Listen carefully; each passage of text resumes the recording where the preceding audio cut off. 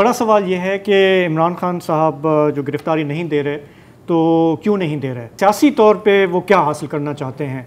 जो मनाज़र हमने कल देखे उसमें क्या कोई गुंजाइश है कि कोई आउट ऑफ द बॉक्स कोई सलूशन आ जाए, कोई करिश्मा हो जाए?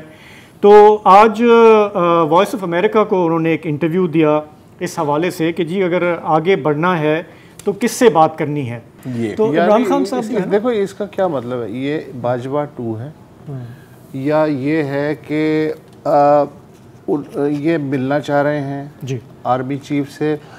अभी परसों तक तो ये कह रहे थे कि हमारी तरफ से तो कोई ऐसी कोशिश नहीं हुई है कि हम जो है उनसे मिलना चाह रहे हैं। वो इसके बाद तो मेरा ख्याल है कि मुलाकात तो अब बहुत दूर की बात हो गई ना यार। हाँ नहीं कोशिश बज़ाहिर ये रही है, और PTI के मुख्तलिफ लोग कहते रहे हैं, फवाद चौधरी बार बार कहते हैं कि हमसे बात करें, हम मामला को हल कर लेंगे, कुछ कर लेंगे। जो रिपोर्ट्स आ रही हैं और जो हमारे चीते साफ़ी हैं इस्लामाबाद में जो इन मामला पर ज़्यादा नज़र रखते हैं, उन सब का ये कहना है कि दूसरी तरफ से रिस्पांस नहीं है। दूसरी तरफ से ना DG ISI, ना आर्मी चीफ की जब कुछ दिन पहले यहाँ जो कारोबारी लोगों से भी बात हुई, वहाँ पे भी किसी ने तजवीज़ दी कि जी खान साहब को एंगेज करें, तो उन्होंने उस पर कोई रिपोर्टेडली ज़्यादा सरगर्मी नहीं दिखाई।